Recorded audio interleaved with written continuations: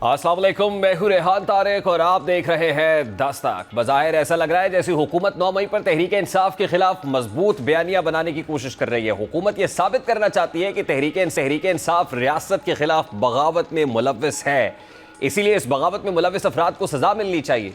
हुकूमत का ये इल्ज़ाम है कि बानी PTI बराह रास्त 9 मई वाक़यात में मुलव्विस थे और अब 2 साल बाद निगरां हुकूमत के दौर में की जाने वाली साने 9 मई के वाक़यात से मुताल्लिक तहकीकात की तफसीलात भी मंजर आम पर आ चुकी हैं और इस रिपोर्ट के इतने अरसे बाद मंजर आम पर आने के बाद सवालात भी उठ रहे हैं।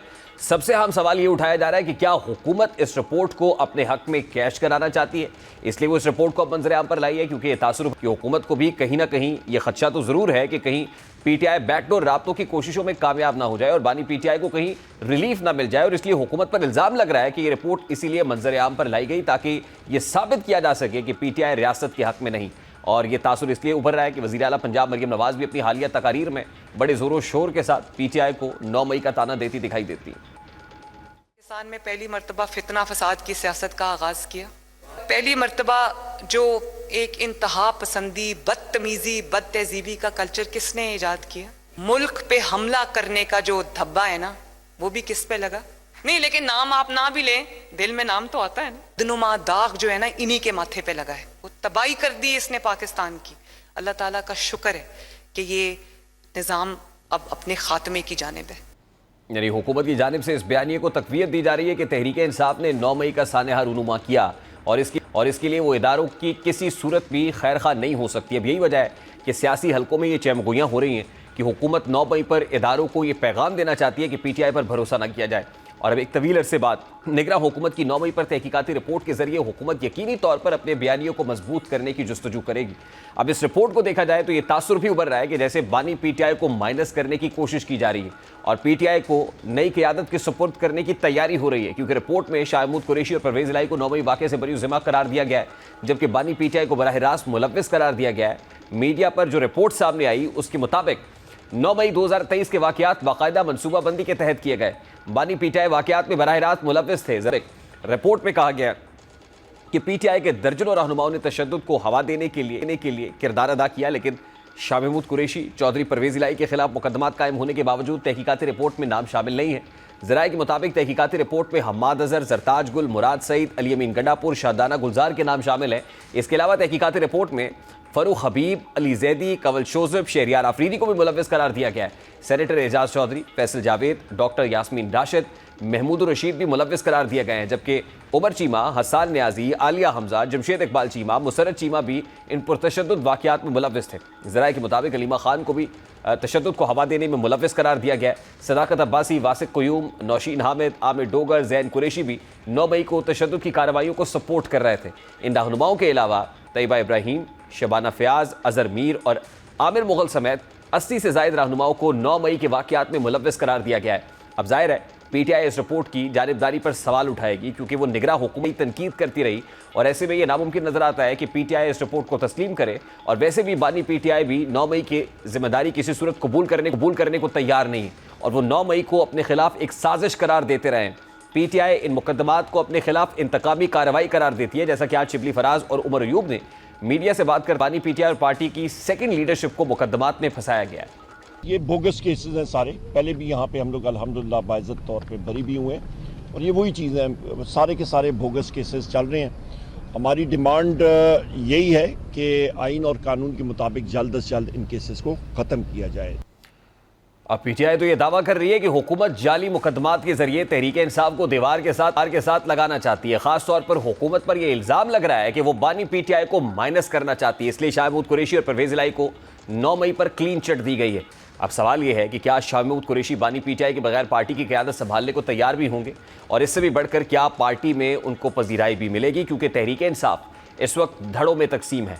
बहरहाल शाह महमूद कुरैशी आने वाले वक्त में सियासी किरदार अदा कर सकते हैं, इस पर सरगोशियाँ तो हो रही हैं, क्योंकि माजी में भी ये खबर गर्म रही कि फवाद चौधरी समेत दीगर रहनुमाओं ने जेल में शाह महमूद कुरैशी से मुलाकात की, जो PTI से किनारकश हो चुके थे और उन्हें पार्टी की क़यादत संभालने पर कायल भी किया जाता रहा, लेकिन उन्होंने उस वक्त मना कर दिया। लेकिन हालिया कुछ रोज़ से शाह महमूद कुरैशी के बयानात फिर से मीडिया की ज़ीनत बन रहे हैं, जिनकी वजह से ये सवाल उठ रहा है कि आखिर कुछ तो है जिसकी पर्दादारी है। एक बात तो साफ दिखाई दे रही है कि फिलहाल बानी PTI की रिहाई के इम्कानात तो नज़र नहीं आते और फैसल वोडा भी इस बात की तस्दीक कह रहे हैं कि आइंदा 8 माह तक बानी पीटीआई जेल से बाहर आते हुए नजर नहीं आते।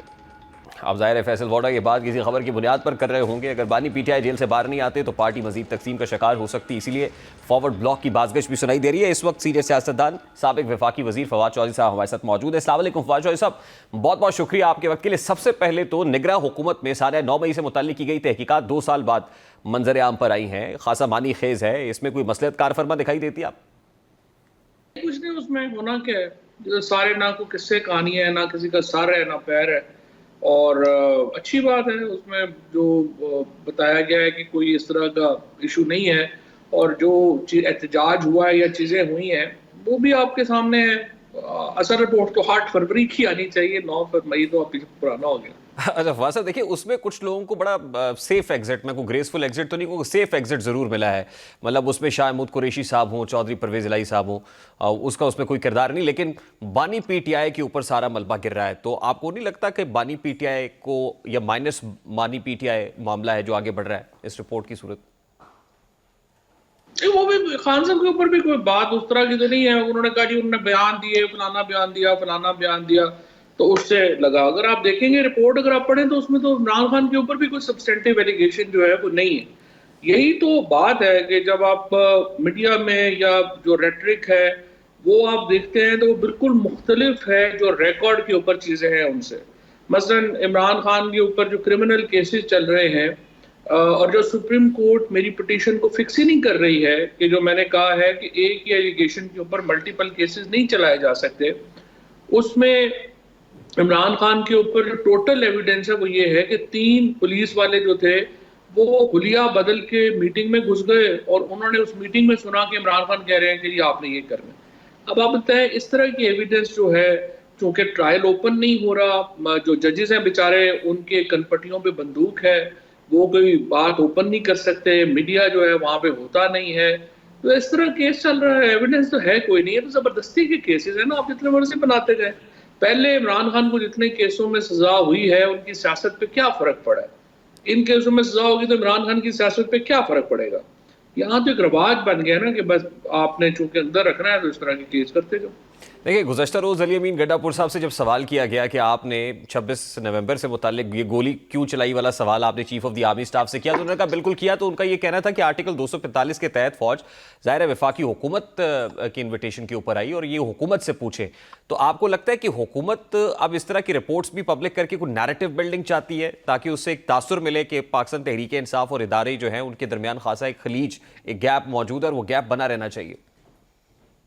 देखिए उसमें इशू ये था कि हुकूमत तो कायम ही इस वजह से है ना, there is only one reason that Shahbaz Sharif is prime minister today and Maryam Nawaz is chief minister today, कि हुकूमत और पीटीआई और एस्टैब्लिशमेंट जो है आपस में लड़ रहे हैं। अदरवाइज तो देखें ना, इलेक्शन ये हार गए हैं, परफॉर्मेंस इनकी जीरो है, अवाम का कोई एतमाद इन्हें हासिल नहीं है, आइन के मुताबिक ये हुकूमत बना नहीं सकते। यानी there is no other reason they are in the government, there is only one reason कि वो वर्क करते हैं सुबह से लेके शाम तक 9 मई 9 मई 9 मई, और एस्टैब्लिशमेंट ने उनको हुकूमत में रखा हुआ है। तो जाहिर है उनकी कोशिश तो यही होगी ना कि ये फासले बढ़ते रहे। लेकिन मसला ये है कि इस वक्त the kind of support Imran Khan is getting in people of Pakistan, उसकी वजह से इदारों में और अवाम में एक बहुत बड़ी खलीज पैदा हो रही है, और उसको इम्पोर्टेंट है कि वो कम किया जाए। और वो कम होती है जब ये एक रब्त बहाल होता है पीटीआई का और एस्टैब्लिशमेंट का, और ये इंपॉर्टेंट है कि ये टेम्परेचर जो है वो नीचे आए। बट फवाद साहब, आपको नहीं लगता कि पीटीआई भी इस गैप को ब्रिज कर नहीं पा रही है, या करना चाहती है बट इफेक्टिवली उनसे हो नहीं रहा है, और उसके अंदर पीटीआई लीडरशिप जो है उसका भी कसूर है? पीटीआई का भी कसूर है, इसमें कोई शुबा नहीं है मेरे नज़र में, आप ठीक कह रहे हैं। पीटीआई को जिस तरीके से अपने आप को उन सोशल मीडिया कैंपेन से दूर करना चाहिए जो हमारी फौज के खिलाफ, शहीदों के खिलाफ और खुद आर्मी चीफ के खिलाफ हो रही हैं, उस तरह से उसको अलहदा जो है वो करने में कामयाब नहीं हुई। और वो बुनियादी तौर पे सेपरेटिस्ट हैं जो वो कैंपेन चलाते हैं, पीटीआई का उनसे ताल्लुक नहीं है, लेकिन जो एक एफर्ट नज़र आनी चाहिए उन कैंपेन से अलहदा होने की, वो नज़र नहीं आती। इतना कसूर पीटीआई का ज़रूर है। लेकिन दूसरी तरफ मसला ये है कि जो उस गुस्से में जो ज्यादतियाँ हुई हैं लोगों के साथ, जिस तरह से छापे पड़े हैं, जिस तरह से जो चीज़ें हुई हैं आपके सामने, उनकी वजह से तलखियाँ बढ़ रही हैं। सो एस्टैब्लिशमेंट अगर इसको नीचे लेके आएगी तो ज़ाहिर है पहला रोल तो एस्टैब्लिशमेंट ने करना है ना। लेकिन फ़िलहाल तो मुझे यही लग रहा है कि वहाँ पे भी कोई ऐसी सोच है नहीं। वो कहते हैं जी बस ठीक है, हम भी देख लेंगे, और वो भी कहते हैं हम भी देख लेंगे, बस यही चल रहा है। तो फवाद साहब, अभी तो पीटीआई की स्ट्रैटेजी ये है, या वो ये कह रहे हैं कि ईद के बाद कोई एहतजाज का इरादा रखते हैं या दमादम मस्त कलंदर होगा, उसके लिए ऑपोजिशन की छोटी बड़ी जमातों से बातचीत भी हो रही है। तक सिंध भी पहुंची पीटीआई लीडरशिप, वो जाके जीडीए और पीर पगारा साहब के साथ भी मुलाकातें की हैं। आपको लगता है कि ये जो एक्सरसाइज है वो फ्रूटफुल होगी, या भी ये जो है ये भी ला हासिल मशक है? देखिए, पहली बात तो ये है कि ये मशक सिर्फ 1 साल लेट है। अगर आप मेरा प्रोग्राम या स्टेटमेंट्स उठा के देखें तो जेल से मैं ये कहना शुरू हुआ हूँ कि ग्रैंड अपोजिशन अलायंस के अलावा कोई और चारा नहीं, और हमें 100% पॉलिटिक्स करनी चाहिए। तो उस वहाँ से जो है ये मैं शुरू हुआ। अब आके इन्होंने इतने अरसा लगा दिया है, साल ज़ाया कर दिया है। अब इस अलायंस को बनते हुए भी कुछ वक्त दरकार है, और अनफॉर्चुनेटली पीटीआई की कोई हिकमत अमली नहीं है। ये जो लीडरशिप है बाहर, वो ज़्यादातर वकीलों के ऊपर है, जो पहले तो इस पे वक्त ज़ाया करते रहे कि हम अदालतों से रिलीफ ले लेंगे या जुडिशरी को बड़ा हम कर लेंगे। वो जुडिशरी से नहीं कर सकते थे। जब तक पॉलिटिक्स आपकी सही ना हो तो आप जुडिशरी से कैसे चीज़ें जो हैं वो ये कर सकते हैं। सो आप, अब जुडिशरी ख़त्म हो गई, अब तो आप देख ही रहे हैं कि जुडिशरी का हाल है। तो इस वक्त जो सिचुएशन है उसके होते हुए मुझे एक हिकमत अमली तो कहीं भी नज़र नहीं आ रही, और and this lack of political strategy is I think is the main concern for PTI right now. There is no doubt, आप ग्रैंड ऑपोजिशन अलायंस की बार बार बातें करते रहे, बारहा आपने मशवरा भी दिया कि ग्रैंड ऑपोजिशन अलायंस होना चाहिए, मौलाना की जमात से बात करें, ऑपोजिशन की तमाम छोटी बड़ी जमातों से बातचीत होनी चाहिए, और आप ये कह रहे हैं कि वो ट्रेन मिस की है, कोई 1 साल लेट हो गए। आपको क्या लगता है at this point in time effective strategy क्या हो सकती है? देखिए, आपने अपना प्रेशर, इस वक्त अवाम तो इमरान खान के साथ है, और एक बर्बरियत और फस्तायत है जिसकी वजह से लोग नहीं निकल पा रहे। तो आपने उसको अनलॉक करना है। अब अनलॉक करने के लिए इंपॉर्टेंट है 2 चीज़ें हैं ना। एक तो है कि आप नेगोशिएशंस होंगे, दूसरे है कि स्ट्रीट पावर होगी, और आइडियली पीटीआई के लिए ये है कि ये दोनों चीज़ें हों, एक स्ट्रीट पावर भी हो, मौजूद हो, और नेगोशिएशंस भी जो है वो हो रही हों। अब ये तभी मुमकिन है जब एक ग्रैंड पॉलिटिकल अलायंस बन सकता, और मौलाना फजलुर रहमान, महमूद अजगज़ई, बाकी लोग जो हैं वो पीटीआई का इसके ऊपर जो है वो साथ दें। लेकिन अनफॉर्चुनेटली चूंकि लीडरशिप उस तरह की नहीं है, सो मुझे पता है, मेरी मुलाकातें होती हैं, मेरी वक्फियत है, मौलाना साहब हो गए, शाहिद साहब हो गए, बाकी सारे लोग जो हैं जिनसे मेरे करीबी ताल्लुकात हैं और बड़े पुराने ताल्लुकात हैं, इनका देखिए, मसलन आप देखिए ना कि आपको चीफ जस्टिस बुला रहे हैं कि अपोजिशन मिलने आए, तो लीडर ऑफ द अपोजिशन का काम था ना कि बाकी पार्टीज को भी पूछता, उनको साथ लेके जाता। वो अकेले चले गए हैं, सारे वकीलों को लेके चले गए हैं, वो जिन के मुकदमे उनके सामने लगते हैं वो अपनी पीआर बनाने के चक्कर में चले गए। तो सवाल ये है कि जब एक पॉलिटिकल स्ट्रैटेजी जो है वो आपके अपने कमर्शियल इंटरेस्ट के खिलाफ है तो आप कैसे उसको चलाएंगे? सो मेजॉरिटी ऑफ द लॉयर्स जो पीटीआई की इस वक्त चला रहे हैं हिकमत अमली, देखिए वो तो उनके पास कुछ भी नहीं है ऑफर करने के लिए, और इमरान खान ने 600 दिन अपने ज़ाया किए हैं, जेल में रहे हैं। इसके होते हुए तो मुझे नहीं लगता कि कोई इफेक्टिव स्ट्रेटजी जो है ये लोग बनाने की अहलियत रखते हैं। लेकिन फवाद साहब, ये लोग जब बाहर आते हैं खान साहब से मुलाकात करके, आज भी जैसे गुफ्तगू हुई, मीडिया टॉक हुई, सलमान अकरम राजा साहब और दीगर खड़े हुए थे, वो अब ये पोस्ट करते हैं, यही कहा जाता है कि खान साहब का पूरा एतमाद उन्हें हासिल है। शेर अफजल मरवत से मुतालिक भी आज बातें हुई और उसमें बड़े यकीन के साथ, तयक्कुन के साथ कहा गया भाई वो हतमी फैसला ये कि, और ये हतमी है कि अब शेर अफजल मरवत की पार्टी में वापसी नहीं हो सकती। तो तासुर तो ये मिलता है कि ये लोग जो इस वक्त फ्रंट रनर्स हैं पीटीआई के, वो खान साहब के मुकम्मल एतमाद के साथ है।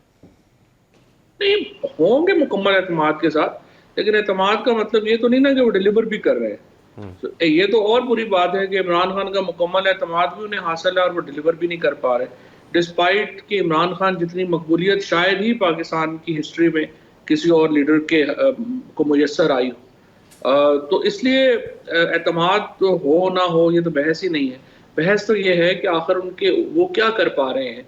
जैसा अभी मैंने आपको मिसाल दी, अगर आज देखिए ना, अगर वो यही चीज़ें होती हैं जो आगे चल के जाती हैं। बड़ी मैं समझता हूँ कि इंतहाई अहमकाना बात थी जो ये चीफ जस्टिस से मिलने जो है सिर्फ सारे वकील खुद मुंह उठा के चले गए और इन्होंने अपोजिशन को नहीं पूछा। उससे पहले अगर आप देखें पीटीआई का एक स्टैंडर्ड जो थी वो बात थी कि जी हम नून लीग से और पीपल्स पार्टी से बातचीत नहीं करेंगे और जेयूआई से करेंगे।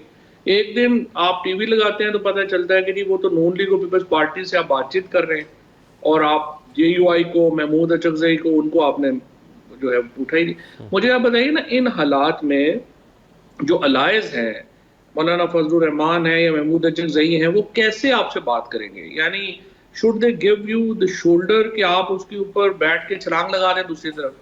इस तरह तो नहीं हो सकती पॉलिटिक्स। अच्छा फवाद साहब, ये तो ऑपोजिशन को यूनिफाई करने या यूनिफिकेशन ऑफ दिस ऑपोजिशन की बात है, लेकिन एक तासुर और भी है, और वो ये कि ईद के बाद आपको ग्रैंड ऑपोजिशन अलायंस की सूरत में एहतजाज का इरादा रखते हैं, मगर हकीकत ये है कि आपकी अपनी पार्टी में फॉरवर्ड ब्लॉक बन सकता है। तो क्या ये तासुर दुरुस्त है कि इस तरह की डिवीजन जो विद इन द पार्टी है उससे को फॉरवर्ड ब्लॉक बनता हुआ भी देख रहा है?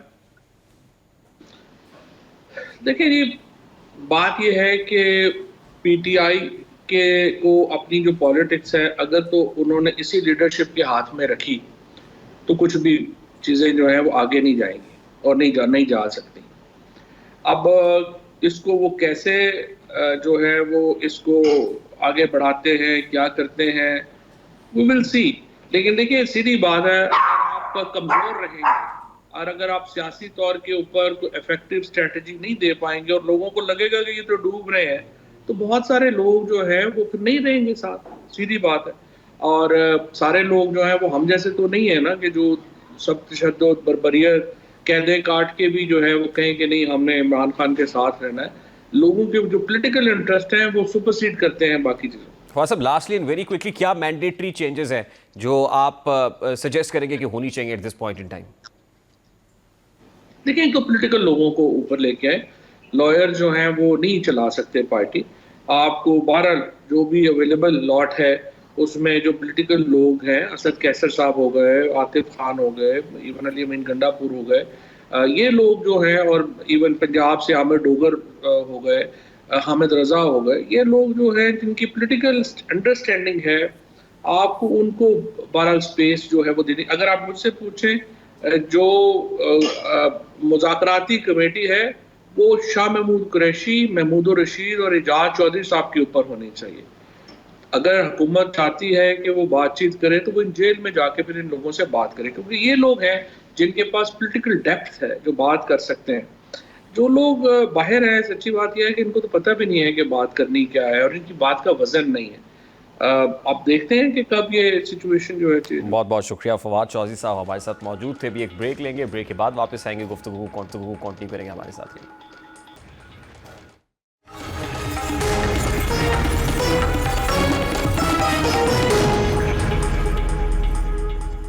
सिविलियंस के मिलिट्री ट्रायल के खिलाफ सुप्रीम कोर्ट का आईनी बेंच अहम समाअत कर रहा है। इस केस का फैसला ये तय करेगा कि आया सिविलियंस का मिलिट्री ट्रायल हो सकता है या नहीं, और अगर ट्रायल हो सकता है तो किन बुनियादों पर। यह केस खुसूसी तौर पर पीटीआई के 9 मई के नामजद मुल्जिमान और बजाते खुद बानी पीटीआई के लिए अहमियत का हामिल है, और सबसे बढ़कर यह केस आईनी बेंच के लिए भी किसी चैलेंज से कम नहीं है। अगर इस केस का फैसला सिविलियंस के मिलिट्री ट्रायल के खिलाफ आता है तो मुमकिन है कि हुकूमत और अदलिया आमने सामने आए, और अगर फैसला हक में आता है तो फिर पीटीआई हुकूमत और अदलिया के आमने सामने आ सकती है। बहरहाल अब सिविलियंस के मिलिट्री ट्रायल के खिलाफ केस दिलचस्प होता चला जा रहा है। जजेस की जानिब से आम सवालात और रिमार्क्स का सिलसिला जारी है। आज केस की समाअत के दौरान जस्टिस जमाल खान मंदूखेल ने पूछा कि 21D में सिविलियंस का ताल्लुक कैसे बनाया गया है, जिस पर वकील बानी पीटीआई उजैर भंडारी ने कहा कि 21D के हवाले से FBLE में कुछ नहीं कहा गया, ट्रायल दफात पर नहीं स्टेटस पर होगा। जस्टिस हसन अजहर रिजवी ने कहा कि महरम अली केस और रावलपिंडी बार में दहशतगर्दी की दफात थी, फौजी तनसीबात पर हमला हुआ, उनकी सिक्योरिटी किसी आर्मी पर्सनल के कंट्रोल में होगी। जस्टिस हसन अजहर रिजवी ने कहा कि इनसे तहकीकात पुलिस ऑफिसर करेगा, जहां मिलिट्री की शमूलियत हो वहां मिलिट्री कोर्ट शामिल होगी। जस्टिस मुसरत हिलाली ने बानी पीटीआई के वकील से कहा कि आप एक बात कर रहे हैं, आपके मौक्किल दूसरी बात करते हैं। आपका मौक्किल कहता है कि जिनके पास इख्तियारात हैं उनसे बात करूंगा। उजैर भंडारी ने कहा कि कमरा अदालत से जो बाहर है उस पर बात नहीं करूंगा। जस्टिस मुसरत हिलाली ने कहा कि ये सियासत की बात नहीं, हकीकत की बात है। जस्टिस अमीरुद्दीन खान ने कहा कि क्या किसी मेंबर असम्बली ने आर्मी एक्ट के खिलाफ असम्बली में आवाज़ उठाई? क्या कोई रुकन असम्बली आज तक आर्मी एक्ट के खिलाफ प्राइवेट बिल लाया? उज़ैर भंडारी ने कहा कि अब मामला अदालत के सामने है, जुर्म की नौयत पर नहीं, मुलजिम के स्टेटस को मद्देनजर रखकर फौजी अदालतों में ट्रायल होगा। मुलजिम का स्टेटस देखना होगा कि वो आर्म फोर्सेस से ताल्लुक रखता है या सिविलियन है। अमरीकी अदालत ने भी अपने फैसले में मुलजिम के स्टेटस को देखकर ट्रायल पर फैसला दिया। जस्टिस नईम अख्तर अफगान का कहना था कि साबिक आर्मी चीफ की मुद्दत मुलाजमत में तौसी का केस भी मौजूद है।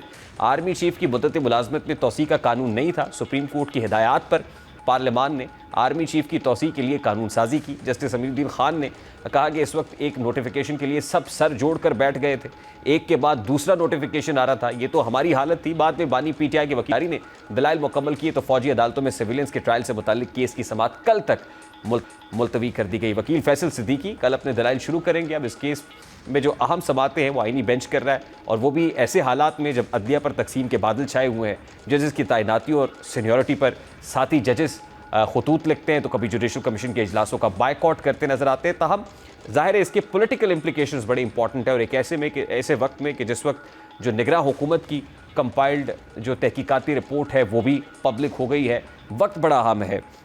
इस सारे मामले पर बात करेंगे। इस वक्त सीनियर तजज़ियाकार अब्बास ने ज्वाइन किया। अस्सलाम वालेकुम अब्दुल्ला गुल साहब, बहुत बहुत शुक्रिया आपके वक्त के लिए। सर, ये जो सिविलियंस का मिलिट्री कोर्ट में ट्रायल का मामला है, ये लग रहा है कि ये भी अपने अंजाम को आहिस्ता आहिस्ता पहुंच रहा है। डेवलपमेंट तो बड़ी तेज़ी से और डेली बेसिस के ऊपर हो रही है। आपको क्या लगता है कि एक तरफ निगरान हुकूमत की जो कंपाइल्ड रिपोर्ट है वो पब्लिक डोमेन में आई है, वो सामने आई है, तो होने क्या जा रहा है? क्या घेरा तंग हो रहा है पीटीआई इटसेल्फ नहीं बल्कि बानी पीटीआई के अगेंस्ट? बिस्मिल्लाहिर्रहमानिर्रहीम जी, इसमें कोई दूसरी राय नहीं है कि ये तमाम मामलात जो हैं 9 मई के जो वाक़यात हैं वो अपने मंतकी अंजाम की जानिब जो है वो बड़ी तेज़ी से रवां दवा है। और इसकी पहले जो कड़ी थी वो आपने देख लिया कि जिस तरीके से 26वीं आईनी तरमीम लाई गई और जुडिशरी के अंदर जो है वो अमेंडमेंट्स लाई गई, इससे बड़ा वाज़ेह था कि ये तमाम मामलात जो हैं, क्योंकि आइन के अंदर कवानीन के अंदर कुछ सुकम मौजूद हैं जिनको बेहतर करने के लिए 26वीं आईनी तरमीम का सहारा लिया गया, ताकि जो एक आर्मी के हवाले से जो तहफ़्फ़ुज़ात हैं, ये आप ये भी देखिए ना कि जहाँ सिविलियन की बात होती है उनके तहफ़्फ़ुज़ की, तो क्या किसी ने ये सोचा है कि इस टाइम पे आर्मी का तहफ़्फ़ुज़ कौन देगा? आर्मी चाहती तो उसके बहुत सारे गैर आईनी तरीके इस्तेमाल कर सकती थी, लेकिन आर्मी ने ऐसा करने के बजाय कानून का सहारा लेना जो है और हुकूमत का सहारा और अदलिया का सहारा लेना मुनासिब समझा। यही वजह है कि जज एडवोकेट जनरल ब्रांच, जिसको जैक ब्रांच कहा जाता है, उन्होंने बाकायदा एक केस जो है वो स्टैब्लिश किया और हुकूमत के पास जो है वो उन्होंने कहा कि जनाब आप इस मकसद के लिए अपना किरदार अदा करें। और मेरा ख्याल है कि ये बहुत ही अहम बात है। अब ये जितने भी सवाल और जवाब हो रहे हैं, इसमें कोई शक व शुबा नहीं है कि ये अदलिया अपने जो जिसको कहते हैं कि अपने नॉलेज को बेहतर बनाने के लिए मामला तय कर रही है, लेकिन क्या इससे कोई जो है वो नजर चुरा सकता है कि 9 मई के वाक़यात नहीं हुए, GHQ के ऊपर हमला नहीं हुआ? अच्छा अब्दुल्ला गुल साहब, दूसरी तरफ पॉलिटिकल डोमेन में जो पॉलिटिकल पार्टी जाहिर है इस नरगे में है 9 मई के मामले पे, उसकी तरफ से एक नैरेटिव बिल्डिंग तो हो रही है और भी कहा जा रहा है कि ईद के बाद कोई एहतजाज होगा। तो क्या ये फोर्स ही करते हुए किया जा रहा है कि अल्टीमेटली जाहिर है 9 मई का मामला है और ये गले में लटका हुआ है, ये सर पे तलवार लटक रही है, इसका फैसला होगा तो मुमकिन तौर पर रद्द अमल क्या आ सकता है? तो क्या उस रद्द अमल की तैयारी की जा रही है? देखिए, ये बात तो बिल्कुल दुरुस्त है कि ये 9 मई के बाद जो मामलात हुए उसके बाद मुतअद्दिद एहतजाज किए गए, जिसके अंदर 26 नवंबर का भी एहतजाज आपके सामने है। लेकिन उसके बाद आपको याद होगा कि अभी अगली ईद को तो छोड़ें, इससे पिछली छोटी ईद के ऊपर चले जाते हैं, जिसके ऊपर एक ग्रैंड अलायंस तश्कील दिया गया जिसको महमूद खान अचकज़ई साहब ने जो है वो लीड करना था। तो फिर वो कितने एहतजाज हुए? क्या आपकी नज़र से कोई गुजरे कोई ऐसे ज़बरदस्त एहतजाज जो है माँ सवाए एक आध दो के, वो भी खैबर पख्तूनख्वा की हद तक रहा, तो वो आपको देखने में नहीं आए? तो मैं नहीं समझता कि इस टाइम पे ये बात बिल्कुल दुरुस्त है कि इस टाइम पे जो एक खास मखसूस पॉलिटिकल पार्टी है तहरीक इंसाफ, वो इस सारे 9 मई के वाक़यात की रद्द में बुरी तरीके से आ रही है और ये उनके सर्वाइवल की जंग है। और अगर उनको अपने सर्वाइवल की जंग लड़नी है तो जाहिर है कि वो नैरेटिव बिल्डिंग भी करेंगे और साथ ही साथ जो है अपने मामलात को सीधा करने के लिए और अपने आप को कानून के रद्द से बचने के लिए इस तमाम कानूनी जो अमल है इसको एक सियासी रंग जो है वो दिया जाएगा, ताकि अगर जो है उनको इसके अंदर जो है वो शिकस्त का सामना करना पड़ता है इस केस के अंदर जो कि लग रहा है, तो फिर उसके लिए वो एक अवामी तौर पर एक राब्ता मुहिम को लेके चलेंगे। लेकिन साथ ही साथ ये भी देखने में आ रहा है कि उनकी जो पॉलिटिकल स्ट्रेंथ थी, जो माजी में उनके पास थी, वो आज उस अंदाज में फाल नहीं है, बिलखसूस पंजाब और बलूचिस्तान और इसी तरीके से कश्मीर, गिलगित बल्तिस्तान और सिंध के अंदर। फिर अब्दुल्ला गुल साहब, इस बात के कितने इम्कानात है कि क्लाइमेक्स से पहले ही एंटी क्लाइमेक्स हो जाए या किसी जगह पर कोई म्यूचुअल विन विन के कुछ चांसेस आपको नजर आ रहे हैं? देखें, कहीं ना कहीं क्लैश की सूरत हाल तो थोड़ी बहुत डेवलप होगी, क्योंकि जाहिर है जिस पार्टी को इंसाफ में मतलब हर आदमी, आपको पता है 2 पार्टियां होती हैं, एक के हक में फैसला आता है, एक के खिलाफ फैसला आता है। लेकिन क्या ग्राउंड रियलिटीज को ये जितने भी हमले हुए थे, क्या ये जो है किसी से ढके छुपे हैं?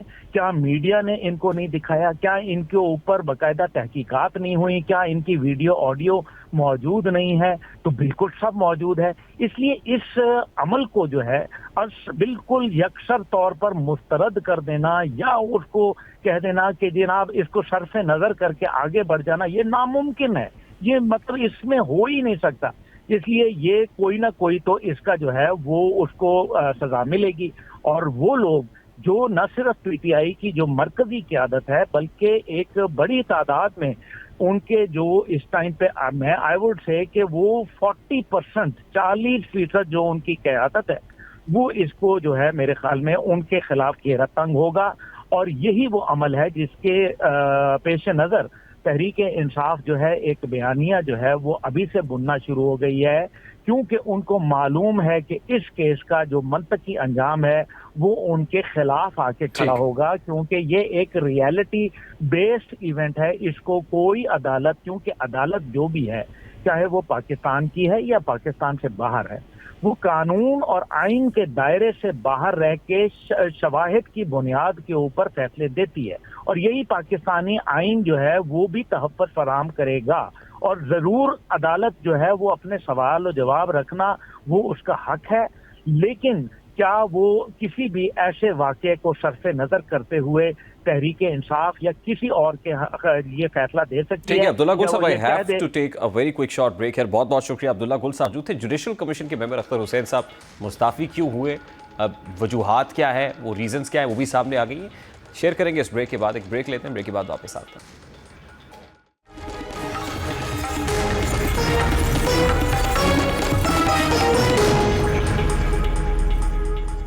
अदलिया पर तकसीम के बादल छाए हुए हैं। जजेस की तैनाती और सीनियरिटीज़ पर साथ ही जजेस खुतूत लिखते हैं तो कभी जुडिशल कमीशन के इजलासों का बायकॉट करते नजर आ रहे हैं। और अब इन तकर्री और तैनातियों पर जुडिशल कमीशन में भी इख्तलाफात खुलकर सामने आ रहे हैं। और यही वजह है कि जुडिशल कमीशन ऑफ पाकिस्तान में बतौर नुमाइंदा बार काउंसिल शामिल रुकन अख्तर हुसैन ने इस्तीफ़ा दे दिया है। मीडिया रिपोर्ट्स के मुताबिक अख्तर हुसैन ने जजेस तबादलों और सीनियरिटी इशूज़ पर इख्तलाफात की वजह से इस्तीफ़ा दिया है। वो जजेस की सीनियरिटी और तबादलों पर पाकिस्तान बार के मौक़िफ़ से मुत्तफ़िक नहीं थे और अख्तर हुसैन का कहना था कि मुनासिब यही समझा कि मुस्ताफ़ी हो जाऊँ। अख्तर हुसैन एडवोकेट की बकौल वो जजेस की तकर्री और तबादलों के हवाले से वकला के मुत्तफ़िका मौक़िफ़ की नुमाइंदगी कर रहे थे। अख्तर हुसैन के मुताबिक इस वक्त 26वीं तरमीम के बाद बार में इख्तलाफात हैं और इस वक्त नॉन जुडिशल मेंबर्स अक्सरियत से जजेस की तैनाती कर रहे हैं। माजी में जुडिशल मेंबरान अक्सरियत रखते थे, हम तब भी एतराज़ करते हैं। मैं चाहता था कि शफाफियत के लिए रूल्स बनाए जाएं। अब इख्तलाफात की वजह से अख्तर हुसैन ने जुडिशल कमीशन की रुकनीत से इस्तीफ़ा दे दिया है। अख्तर हुसैन एडवोकेट के इस्तीफ़े के बाद जुडिशल कमीशन में नया मेंबर कौन होगा, इस हवाले से पाकिस्तान बार काउंसिल का अहम इजलास 26 फरवरी को तलब कर लिया गया और ज़राए का कहना है कि मेंबर जुडिशल कमीशन के लिए सीनियर वकील एहसन भून को नामजद किए जाने का इम्कान है। यानी with in the judicial commission खुद ये प्रॉब्लम्स है। और 26वीं आईनी तरमीम के बाद जुडिशल कमीशन की कॉम्पोजिशन को लेके जहाँ बहुत सवालात उठाए गए, उस पर भी इस इस्तीफ़े के बाद और इस इस्तीफ़े की रीज़न्स जो अख्तर हुसैन साहब ने पेश किए हैं, उससे ये लगता है कि ज़ाहिर है कि अक्सरियत की बुनियाद पर जुडिशल कमीशन में फ़ैसले हो रहे हैं और ये अक्सरियत जो है इस वक्त हुकूमत को सपोर्ट करती है या फेवर में है। अब एहसन भून अगर अगले रुकन होते हैं, नुमाइंदा रुकन होते हैं, तो उससे ये तासुर तो मज़ीद गहरा होगा या तक़वियत मिलेगी कि हुकूमत का जो पलड़ा है जुडिशल कमीशन के अंदर वो भारी है। एक ब्रेक लेंगे और ब्रेक के बाद जब वापस आएंगे तो मुस्तफ़ा आमिर कत्ल केस के हवाले से अब मज़ीद इंकशाफात भी सामने आए हैं। पुलिस के मुलव्विस होने का भी हुआ है, इस पर बात करेंगे। इस ब्रेक के बाद हमारे साथ रहिए।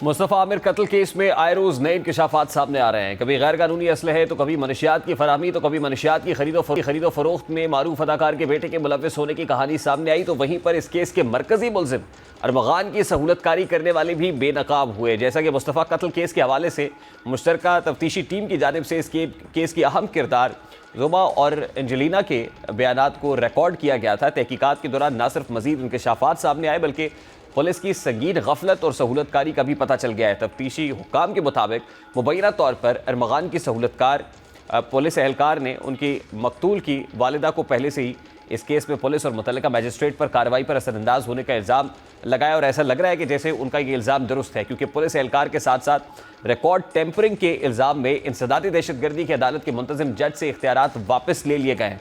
सिंध हाई कोर्ट ने मुस्तफ़ा आमिर कत्ल केस में इंसदादी दहशतगर्दी की खुसूसी अदालत के मुंतज़िम जज के फैसले के खिलाफ महकमा प्रोसिक्यूशन की दरख्वास्त पर फैसला जारी कर दिया, जिसमें हिदायत की गई है कि अवामी मफाद और इंसाफ के लिए मुंतज़िम जज के इख्तियारात किसी और जज को मुंतकिल किए जाएं। मेडिको लीगल ऑफिस में इस बात का तयन नहीं किया गया कि वो निशानात पुलिस तशद्दुद के बायस उभरे।